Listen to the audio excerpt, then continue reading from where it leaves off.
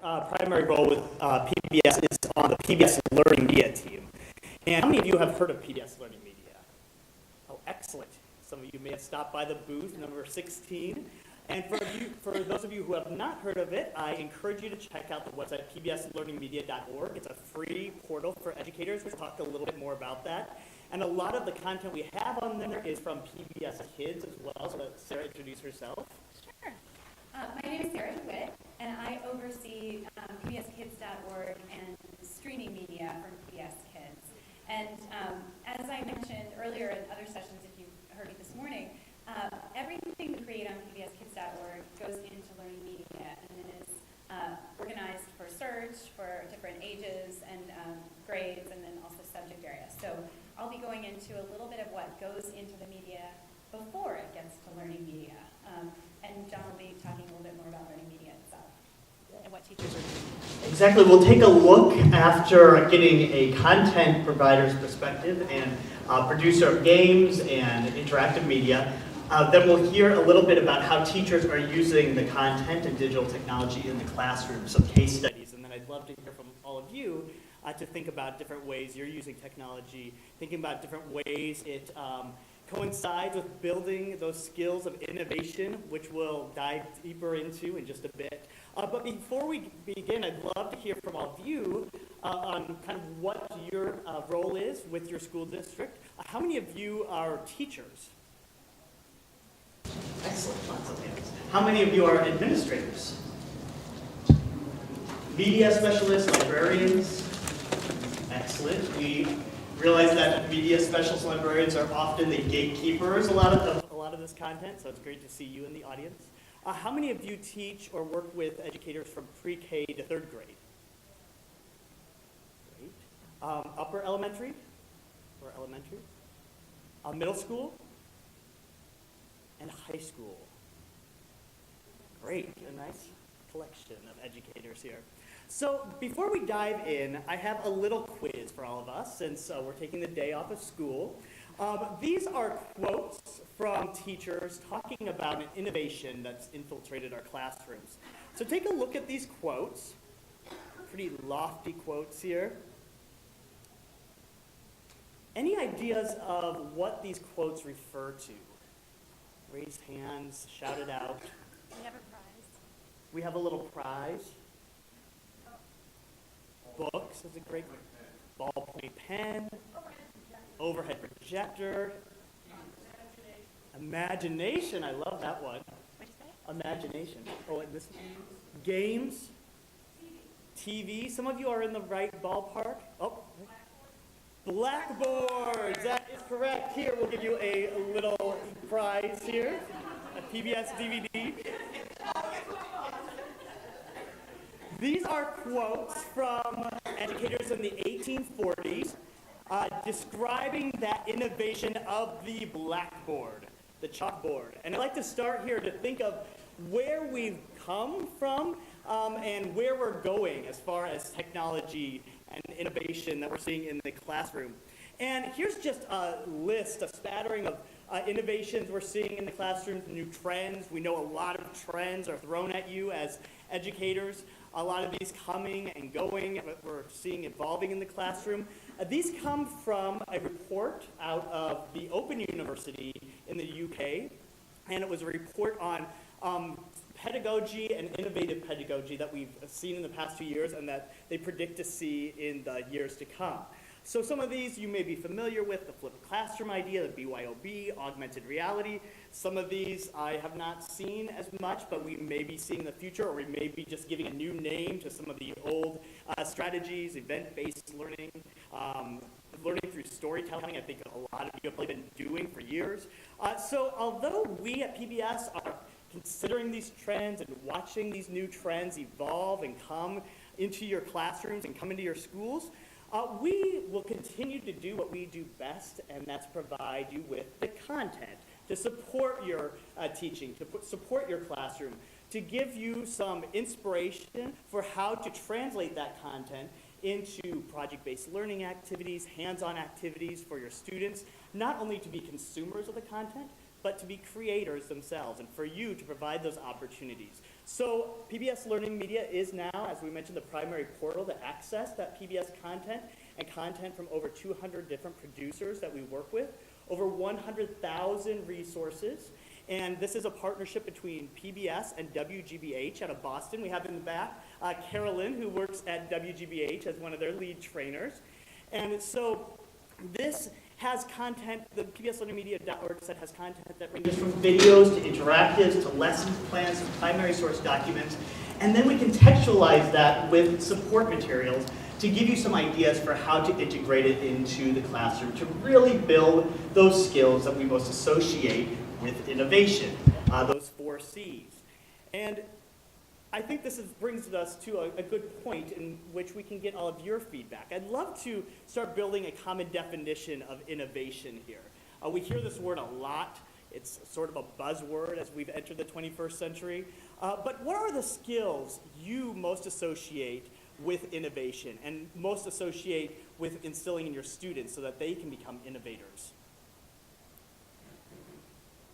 Yes?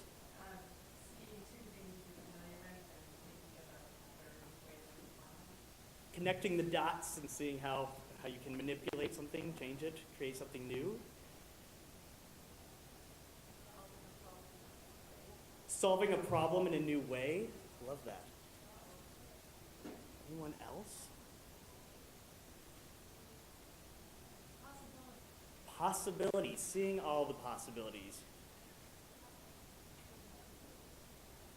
And what are some of the attributes you think of? I think we've mentioned some already, but what are some of those attributes that we don't often associate maybe with the technological aspects of innovation? Some of the ways we want to prepare students for to be citizens of the global society, to be citizens of the world.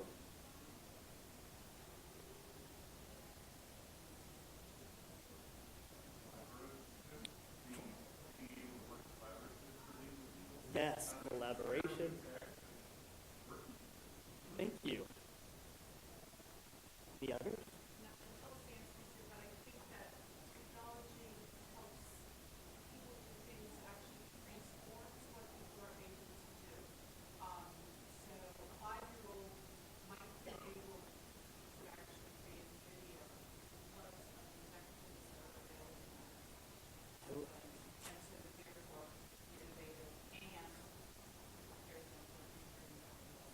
Thinking creatively, yeah. Thinking creatively, becoming the creators themselves to solve a new problem or solve a problem or challenge.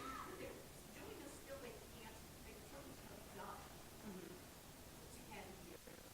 Right. That's what I think that really transforms what. Excellent. I love that. Yes. Thinking artistically. I love that one, especially my background is in the arts, and I entered the education field working with teachers to use arts and storytelling in the classroom. So I think the arts have such a power in innovation and helping connect the dots and seeing things in new ways. And that perspective taking, the empathy skills that are important for becoming a global citizen, culturally competent citizen. So we're going to look at some of these skills and how they relate to the digital media that PBS creates, and then how teachers are implementing the PBS media and also other technologies into the classroom to help foster some of these skills in students. So first, I'm going to hand it back over to Sarah to talk from a content producer perspective, how PBS Kids is thinking about the games and the other media that they create to help foster these skills. Thanks, John. So we wanted to make sure that you knew a little bit about the sausage making. What goes into the creation of PBS Kids content? I'm going to switch chairs. Is that something? Okay. And so the first thing I'm going to show you is from the show Odd Squad. I know I talked about Odd Squad in the last session I did, but how many of you are familiar with this show? Few folks. It's for kids ages 4 to 7. It's focused on math. It's live action. And the premise is you've got a group of kids who are running a government agency to solve odd problems. And so they're always related to math, like all the zeros in town have disappeared. Or a blob has gotten loose in Odd Squad headquarters and they need to understand volume to be able to know whether they've caught all of it because it's breaking into pieces and running all around. So when we're working on a show like this, we always have educational advisors who are involved. So we had several folks who were math advisors who had written math curriculum for early elementary and for preschool as part of this. Art Perudi and Skip Fennell were two of the people very involved in Odd Squad. And so they were helping us advise on what exactly are the subjects you need to teach. But then we also brought in classroom teachers to say, okay, we're going to take advantage of the fact that we've got video and the fact that we can show things that a teacher wouldn't be able to replicate easily in the classroom. We want to come up with really innovative ways of demonstrating math concepts in a way that will really help supplement what a teacher is trying to do. So what I'm going to show you is a really brief clip about rounding. And this came from one of the advisors. Is it open in the back? That's right. Because I have it keyed up in the middle.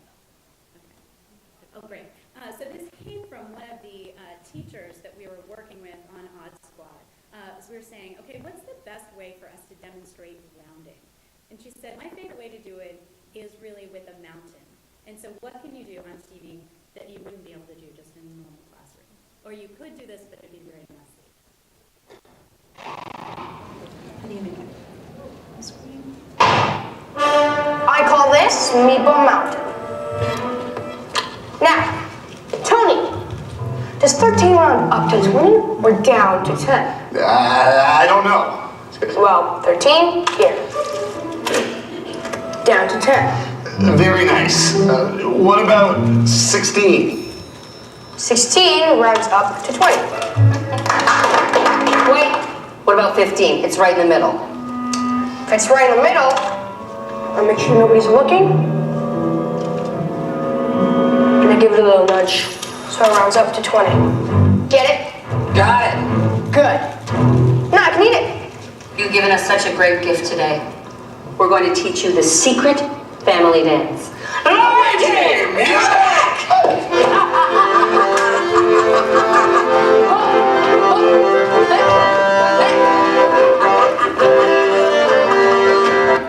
All right, so that's rounding through television. And I think we were excited for teachers to come up with ways that really would be different and innovative. I have talked at great length with the Jim Henson Company about how they managed to look at inertia with preschoolers. And they went through 4 or 5 different things before a preschool teacher said to them, just put kids in a wagon and stop it. They keep moving, but the wagon stops.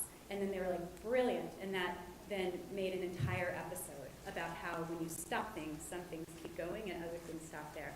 So it's really fun to think about the practical applications of the video we're creating.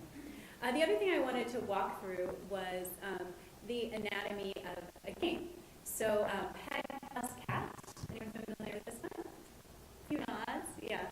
Peg plus Cat is for preschoolers, so it's younger than Odd Squad. It also focuses on math. And the concept is every day, Peg and her sidekick Cat wake up in a word problem. And they need to use math to figure out how to get out of it. And if you've seen the show, every episode they're in a different environment. They might be on a desert island, they might be on a farm, they could be in outer space, and they're friends with whomever is around them. So one thing that is a pervasive problem, though, is that Cat really is a cat and gets stuck in trees all the time. So that happens in many different environments. He's stuck in a tree, and they have to figure out how to get him down. So the producers of the show, the Fred Rogers Company, wanted to then make this into a math app and began working on designs for it with their educational advisors. And so I'm going to show you some early designs of the app and what didn't work. So the first thing we did in this wireframe, voiceover, oh no, Cat is stuck in a tree, he's up there. Let's build a stack to help Cat jump down. We have all these boxes over here. If you've seen the show, these are a comic book and a kaleidoscope that belong to the giant. Doesn't that just make you want to watch the show? Giant kid. So she demonstrates that we stack up these boxes in a way that Cat can jump down. Excellent, you did it. So this is how they thought it was going to work. What happened when they got into testing is that kids didn't understand how to get the boxes So wireframe number 2, they decided to draw a line to give kids an indication of how you need to organize the boxes so that the cat can get down. So let's use these boxes to help cat get to me. And then the concept was that line would disappear, kids would line up this and be able to get down. Thanks for helping. Well, preschoolers didn't understand the line was the perfect diagonal, but these boxes didn't match up with that. And so, again, it didn't work. The kids weren't able to make it work. So we brought it back to our advisors and talked to them about how to best put it together. And one idea was, in the show, Peg has a stick. And you can see the background of the show is graph paper. So at any point in the show, she actually can turn to the paper with her stick and diagram out whatever the problems they're working on. So there's always this opportunity for them to draw it for the audience watching. And one of the advisors said, okay, let's take advantage of her stick. Let's have Peg actively take that stick and draw the line so that kids can see, I need to essentially get Cat in this direction, and here's how it's going to go. So we did a version where they drew the line, and then you stack up the boxes to get down, and you know what? It still didn't work. It still wasn't a one-to-one enough correlation for the kids. So here's what finally worked. We used the stick, but she drew the actual stair steps themselves so that kids would see, okay, I need to find a box that hits that height, this height, and this height in order to get Cat down. The kids had to match up the sizes with the height of the line, and then he was able to get down. This was finally successful, and what it was then level 1.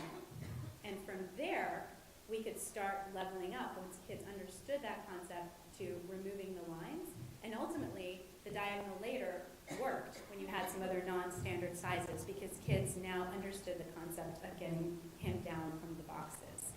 This is the kind of rigor that goes into every single game we design. It's really time-consuming, but it's also a lot of fun. I can't tell you how many times we've gone into testing with kids thinking, we have nailed it. This is the best game ever. It's going to be so fun. And kids either don't get it at all, or they only use like this much of what we've designed. And that's when we realized we've made it way too complicated. Let's get rid of all that other noise and just focus on one concept first, and then try to level through these other things. So that's just a little bit of background of some of the things that go into all the work.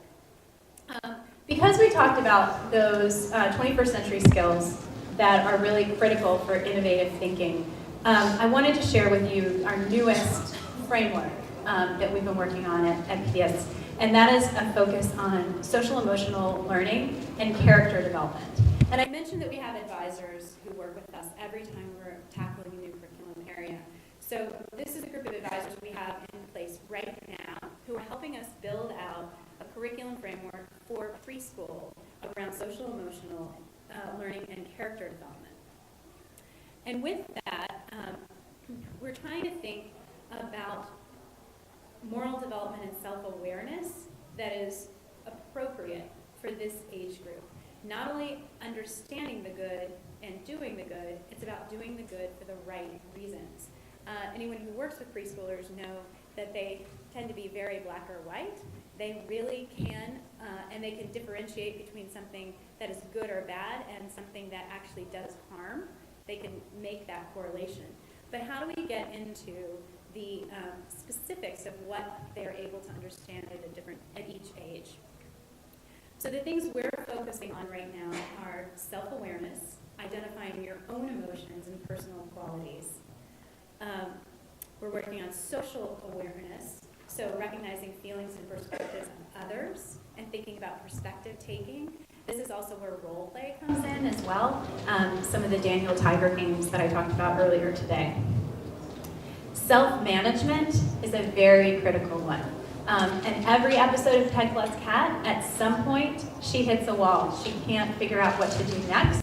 And she says, I'm totally freaking out. And Cat says, stop, it's time to count backwards from 5 to calm down. And so they work themselves through. Daniel Tiger, if anyone has seen this show, Daniel Tiger's Neighborhood, there's a strategy song that goes along with each skill that they're trying to address. And so the strategy song for managing your anger is, if you feel so mad that you want to roar, take a deep breath and count to 4. We have so many parents write into us about how they use that all the time with their kids because it's this nice hook that's really easy to remember. So trying to think about how these characters can start modeling self-management.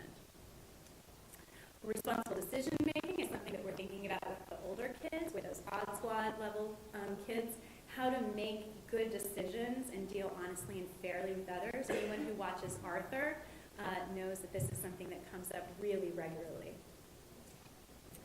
And the relationship skills, being able to maintain healthy relationships and to foster new ones, to make friends and to promote effective interactions. I just would like to point out that this is a scene from Arthur where they were doing a spin-off of Downton Abbey.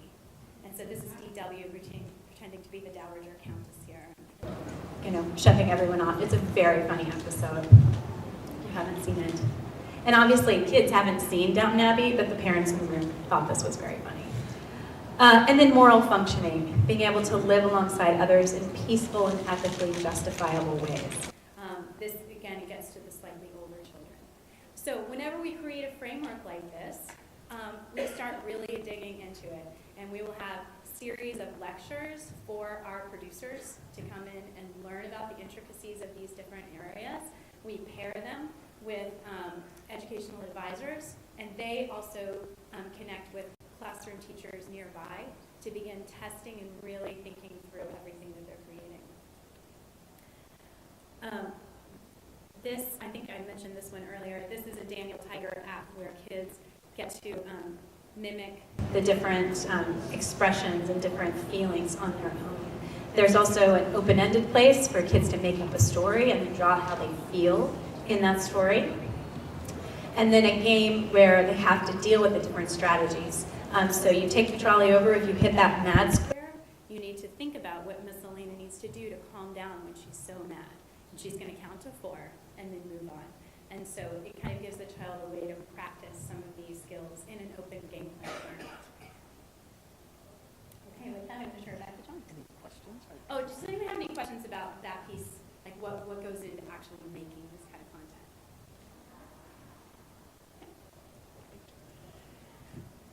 So I love this quote from George Soros, educator and author of The Innovator's Mindset. I think he is the most tweeted or retweeted educator in Canada. He's from Alberta, Canada. But he says, creators are reflectors. And I like to think of the content that we provide on Pbs Learning Media or other digital content as a way for students to reflect and then become creators themselves. So the next 3 case studies I am going to highlight are from educators that are working throughout the country. And these educators are part of a program that PBS runs called the Pbs Learning Media Digital Innovators program. And it just so happens the application process for this just opened yesterday. So you can also apply for the program. We have one here in New Hampshire, Ellen Fisher. That's a Pbs Learning Media Digital Innovator. But these digital innovators that you'll see are using technology and digital media in creative ways in their classroom and drawing upon some of those skills that we've been talking about to cultivate the innovation and 21st century critical skills that we think about in relationship to those areas. So the first one I want to highlight is Bobby Starling. And Bobby Starling is a 4th, 5th grade teacher in Florida. And Bobby also leads the robotics team at her school. And so Bobby was inspired, and her students were inspired by the revolutionary Optimist film, which is a film by Independent Lens. And it's one of the producers that provides content for PBS. And the revolutionary Optimist, let me just go to that on the Pbs Learning Media site. This is a trailer that's on the site. But it follows students in India over the course of 3 years as they become change makers. And so they're finding new ways to eliminate trash in their communities, make sure that students are going to school in their communities, and even finding ways to eliminate and reduce malaria infection in their community. So they're working with an educator based there in India. And so students watched this film. Then they were inspired, or Bobby was inspired, by the lesson plans that go along with this. Sorry. It's about 4 minutes, but maybe we can just watch the very beginning of the trailer.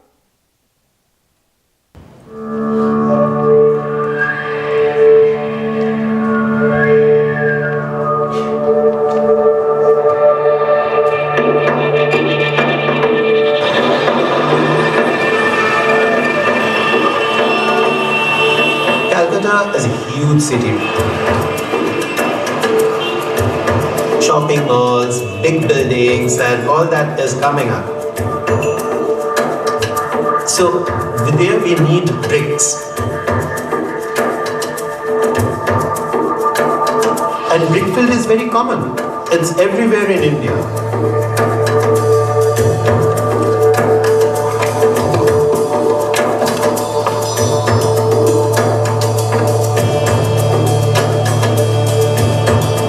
There are over 9 million children working in the brick fields.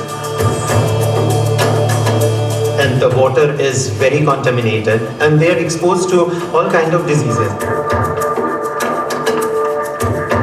These people, they are living like slaves. So what we feel, that slavery has gone, so talk about your rights. People should live like human beings. I thought that these children, they are the best change agents that we have.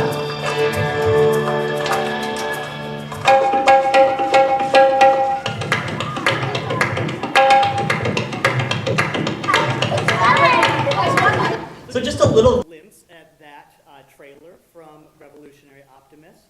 Once again, that's in Calcutta, where students are learning the importance of being change agents and identifying problems in their communities, the contamination of the water. So Bobby used a 16-day lesson plan that's part of the support materials here. And this was extended into a project called Map Your World that was created by producers out in the West Coast working with Independent Lens. And so the students identified a problem that they were seeing in their own community, in their own school even. This was the trash that was produced through throwing out electronics. And in the school, they couldn't get new electronics until the other electronics were recycled. So they were building up all these old Apple computers with a big plastic shell and thinking about all the different ways we are generating trash through electronics. So mapyourworld.org, which is part of the production you just saw, they provide a tool where students can create a survey and then they can actually map out the results. So the students started by creating that survey, asking how often people are buying new electronics, what they're doing with the old electronics, and they have mapped out, I think, 17 states, and then I'm not sure how many countries, but there's been over about 10 countries that have answered, or people from those countries that have answered this survey. And so the students are creating a physical representation of this map and color coding it to identify where most of this trash is collecting and the trash of electronics. And they are still in the midst of this project. And so this is then culminating in a robotics competition. So out of this project and thinking about how people are trashing their electronics, how they themselves are trashing their electronics, they looked right again in their own community at the school and thought, why don't we start recycling the electronics that are being thrown away here in the school? So they took apart these electronics and created trash creatures. And let me just go to another resource here. This was inspired by the mixed media monsters, where students can actually watch an artist, so bringing in some of those STEAM skills. An artist create a mixed media sculpture using recycled goods. And so these students are creating these recycled creatures and even homes for their pets. There's the eye cluck right there, and a spider there out of the mouse. And they are going to then use these as part of the robotics competition in late January. So just really wonderful project, I think, for students to begin those design thinking skills and practice those skills, identifying a problem that is in their own community, even think about how that problem relates to the larger world, and watch stories on PBS to see how other people in the world are addressing these issues. Any reaction to this, or anyone doing anything similarly in their own classrooms or their own schools? Or have you heard of Map Your World, or have you been doing a similar project, anyone? No worries. So hopefully this will give you some inspiration for how you could continue a project like this, or use media as an inspiration, as that springboard for students to investigate these topics and become innovators themselves. Another one we're going to look at is from Leslie's classroom. And Leslie Mcclendon is an 8th grade English teacher in Georgia. And she's been using technology in a really innovative way in her English language arts class, and helping students think about the perspective taking, the empathy skills that are important to innovation. And Leslie collaborated with the Holocaust Learning Trunk Project, which is provided by the Georgia Commission on the Holocaust. And this was a collaboration between the two organizations, and students demonstrated their learning after reading the diary of Anne Frank. And they created these trunks that were going to travel to different schools throughout Georgia and then be displayed at the local museum. So her students were really interested in, first, investigating the survivors of the Holocaust and the people that were affected by the events of the Holocaust. So the students read the diary of Anne Frank, and then she had them investigate this PBS Learning Media self-paced lesson, which investigates the change of character that Anne Frank had over the course of writing her diary. And there are clips from the diary of Anne Frank from Masterpiece Theater embedded into this self-paced lesson. And this was provided by WGBH. It was created, Caroline, am I right, as part of the the literacy, middle school literacy collection.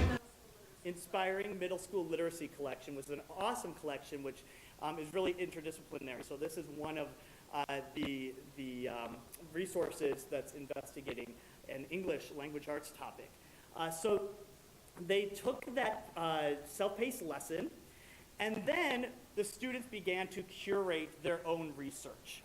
And this was a great opportunity, Leslie said, for some media literacy skills, and for students to actually take a look at the resources that they were collecting and identify which ones were real resources and which one had information that couldn't be used for the project because it wasn't topical, or wasn't written in the correct way for them to use as part of the project. So it was really a great way for them to curate all these resources around the Holocaust. And so she had the students use their research to decorate the outside of the trunks. And then to bring in a technology component, she attached each image to an aura using Aurasma. How many of you have used Aurasma, have heard of Aurasma? For those of you who haven't, Aurasma is an app that allows for a virtual reality experience. So it creates any image into essentially a QR code, or it becomes a trigger image so that you can attach a video or an audio clip to that image. So it becomes this virtual reality experience for anyone viewing the object or taking a picture of the object. So her students attached the imagery on the outside of the trunk to videos of Holocaust survivors recounting the events and their experience, so that it was a really interactive experience for anyone that was viewing this trunk. And then the inside of the trunk had tangible objects that traveled with the trunk to the different schools so students could learn more about the Holocaust. Yes? Yeah, so let me show you this is a very quick video this is from the Aurasma site, but so there's an image right there, you'll see. This is not from her project, but there's an image of an eagle. So they took that image, and then they have a video that they uploaded, and then anytime that image was brought into the viewfinder there, it would trigger that video. So they attached all the images on the outside of the trunk to videos that they found through their research or their own videos that they created so people could learn more about the Holocaust and learn more about the people in the Dyer Van Frank and other events of the Holocaust. Can you spell RSMA? Yes, it's AURASMA. And instead of a QR code, you're creating an aura, they call it. And I'm not sure, does anyone know, is it free right now? Or it was free for a while to at least create a couple of Rasmas, but I'm not sure where it is right now on whether it's a free app or a paid app. So then, as I mentioned, this provided her students with an opportunity to really become leaders, too, of the community. And the trunk traveled around to the schools so that other students could see the work of Leslie's students and learn more about the Holocaust, and then it was displayed at the museum. Has anyone done any work with virtual reality or incorporated some of the media with the other mixed media objects?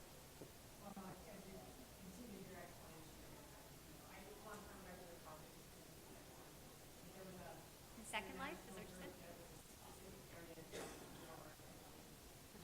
First, Second Life? Yes. Right.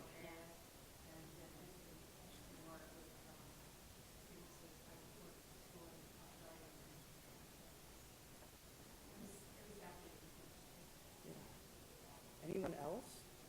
Any reactions from this project, or think about ways that you could incorporate this? Any English teachers out there? Yep. Mm. Yeah.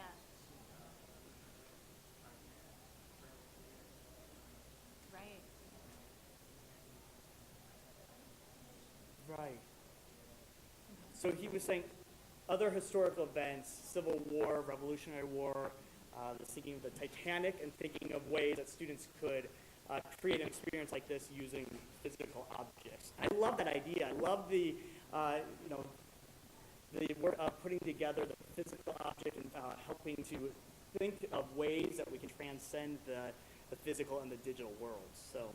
Is Ken Burns Civil War on media? Yes, we do have some of the Ken Burns Civil War clips. We also have that more as part of the custom, which is the paid layer of the service, but it's full-length episode. So we do have some Ken Burns clips as part of the free service as well. So that could be a great way to incorporate some of those, some great other clips from the Revolutionary War, Civil War as well. So there's just a quote from Leslie, thinking about how this project really provided students with some excellent learning outcomes, helped to better understand the world around them, use those perspective-taking skills, the empathy skills to learn firsthand accounts of the Holocaust, and then once again to allow others in the community to experience what they created. Next, I'm going to take us to Geppetto Johnson's classroom. And Geppetto Johnson is a library media specialist in Baltimore Public Schools. And Geppetto was inspired by this quote: "For students to truly engage in learning, they must be able to see a space for themselves within it." How many agree with that? I feel like most of us would all agree with that. And so she was brought into a language arts class as the library media specialist to help students investigate the topic of poetry and how hip-hop is poetry and can relate to other poetry that they were learning about, Langston Hughes poetry in this case. So students were learning about the poetry of Langston Hughes, specifically Dream Deferred and Life for Me Ain't Been No Crystal Stair. And the topic of the unit was survival. And she used this driving question as the class activator: how do you overcome adversity? So she thought hip-hop was a great way to introduce this concept and then compare and contrast the themes relating to Langston Hughes poetry. So she started off with a video clip. This is one just from YouTube, but it's a Ford commercial for the 2013 Ford Fusion. And she introduced it with that question: how does this commercial reflect the theme of survival? So I'll just play this very quickly.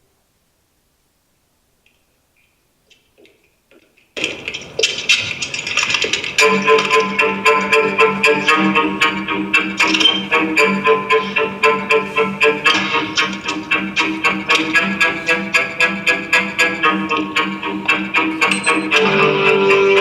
hear about the rose that grew from a crack in the concrete? Proving nature's laws wrong and learn to walk without having feet.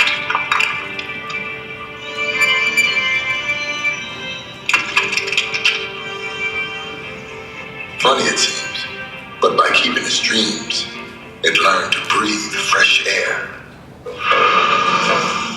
Introducing the all-new 2013 Ford Fusion, a brand new way to break through.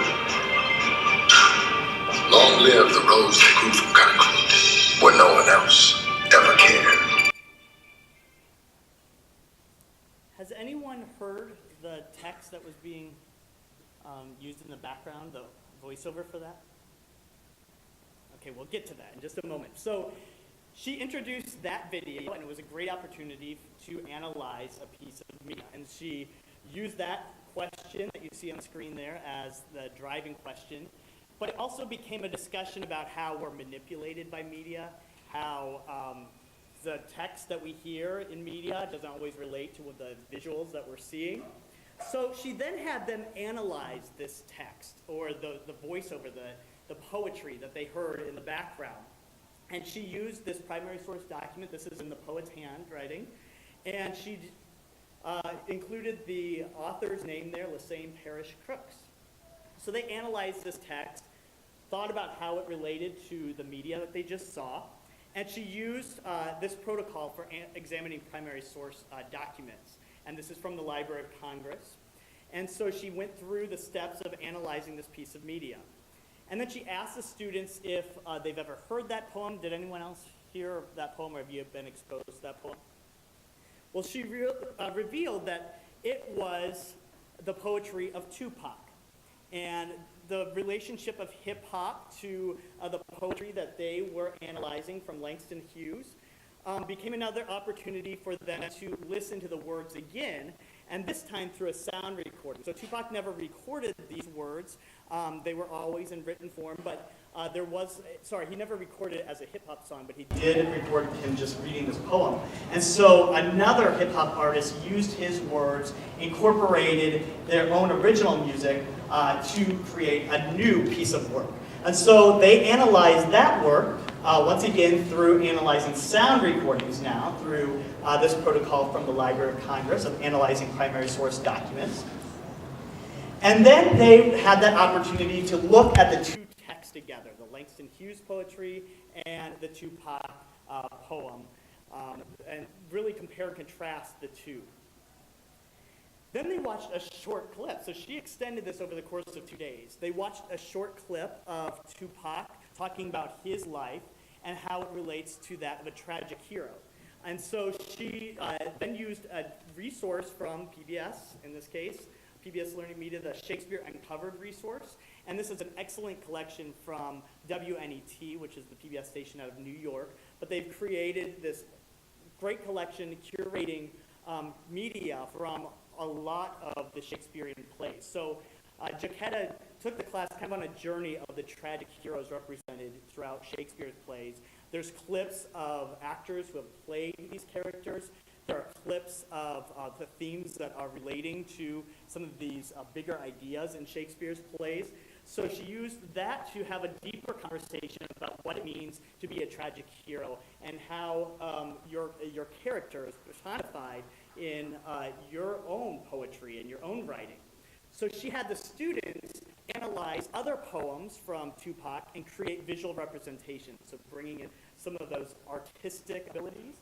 And students, there's some of their work there.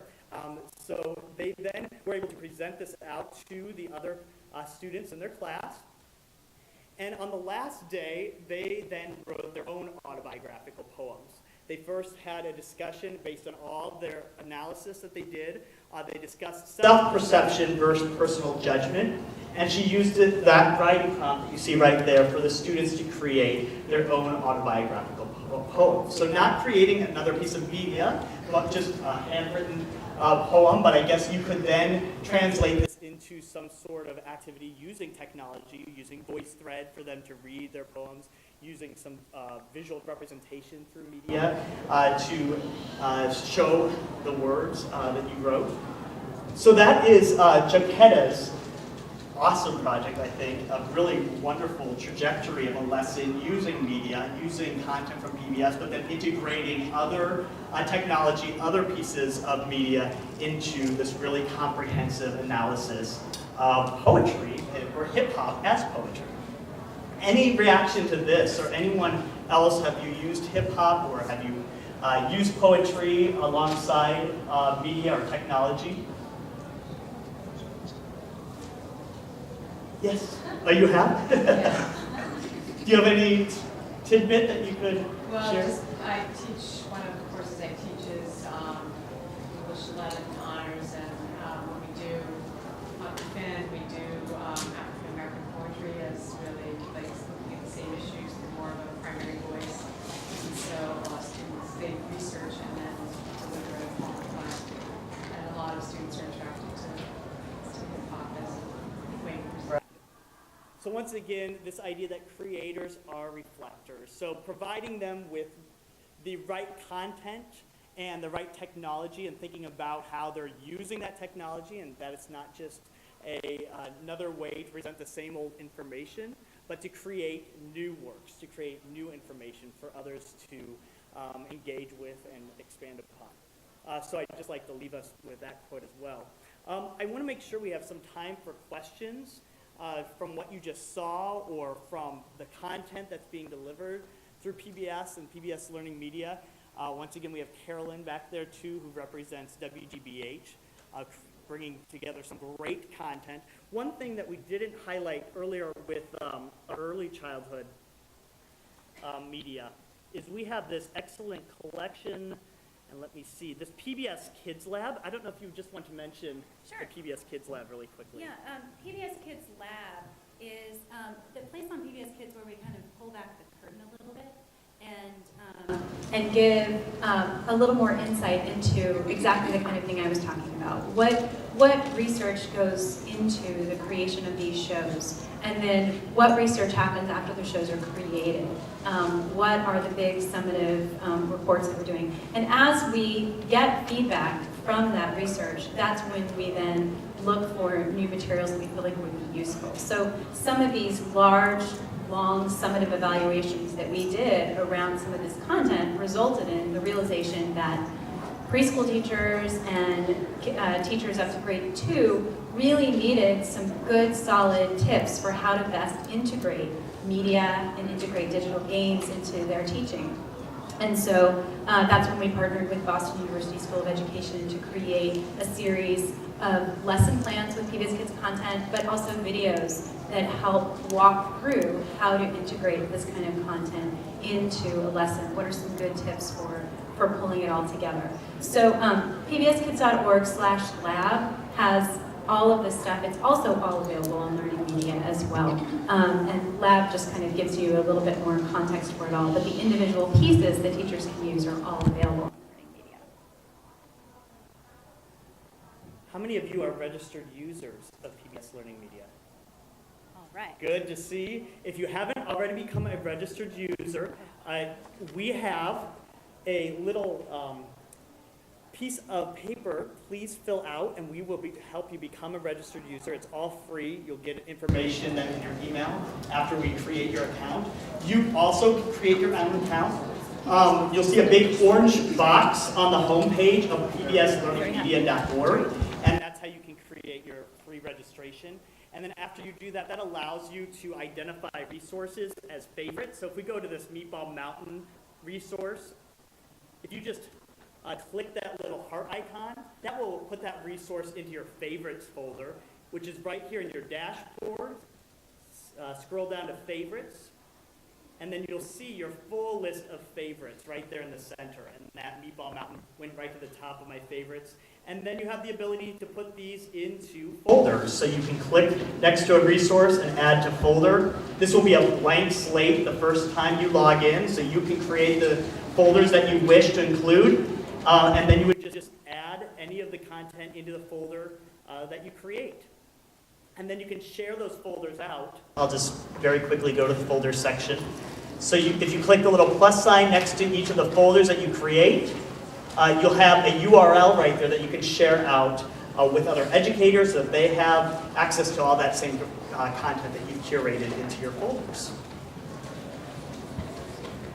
And also on that card, if you include your name and the information, you'll be entered into a drawing that's happening at booth 16.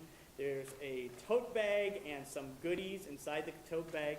So please include your name and information. And we also have a little bag. Did we give out the? No, we have one little bag here from WGBH that we will do a quick drawing right now at the end here to make sure that we have a winner that leaves us here at the end of the session.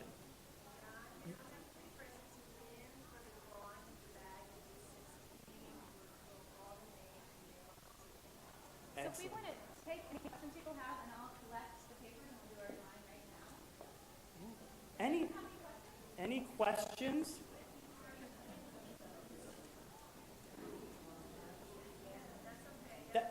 That's okay, you can do it again.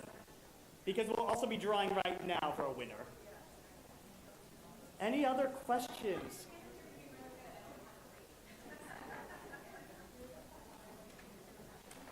One other thing to mention is we, as I said earlier, are doing our Pbs Learning Media Digital Innovator program again this next year. And if you'd like to apply, there is the link so that you can become one of our tech-savvy educators out there using media and technology in innovative ways. There are lots of benefits to the program, so check out pbslearningmedia.org/digital-innovators. And there's a very short application process, and they're due at the beginning of February. So you have plenty of time to get your application in. Check out booth 16. They'll be here the rest of the day and tomorrow. Not tomorrow. Thank you, Carolyn.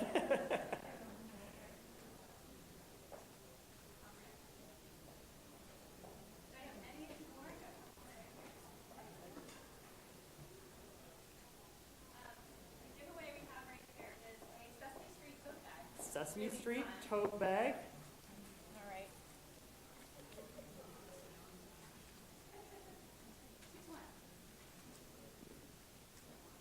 Okay. And the winner of the Sesame Street tote bag is Michelle Davis. Congratulations, Michelle. Is that you? Yay! Congratulations, Michelle. Sarah and I will be up here for another 5 minutes or so. We have to both run to the airport shortly after this. But if you do have any other questions for us, please stop up here and we'll be happy to answer them. Thank you all for coming. I hope you had some inspiring moments throughout the session that you can use in your own classrooms.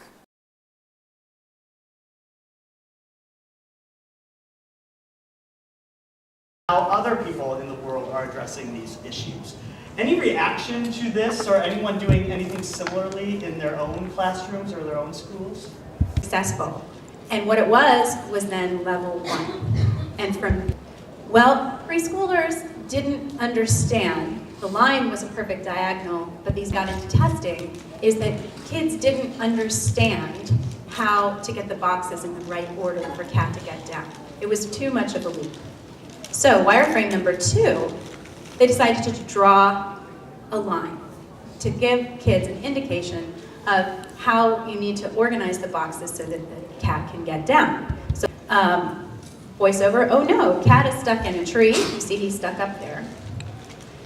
Let's build a stack to help cat jump down. We have all these boxes over here. If you've seen the show, these are a comic book and a kaleidoscope that belong to the giant group of kids who are running a government agency to solve odd problems. And 10 years ago. Right. That's what I mean, that it transforms what children are able to do. Excellent, I love that. Yes? Thinking artistic. Yes. Seeing two things that you're familiar with and thinking of a third way to do one. Connecting the dots and seeing how based learning, learning through storytelling, I think a lot of you have probably been doing for years. So although we at PBS are considering these trends and watching Those our Kentucky quotes blackboards. from educators in the 1840s describing that innovation of the blackboard. Any ideas of what these quotes refer to? Raise hands. Upper elementary? Middle school? And high school. Great, nice collection.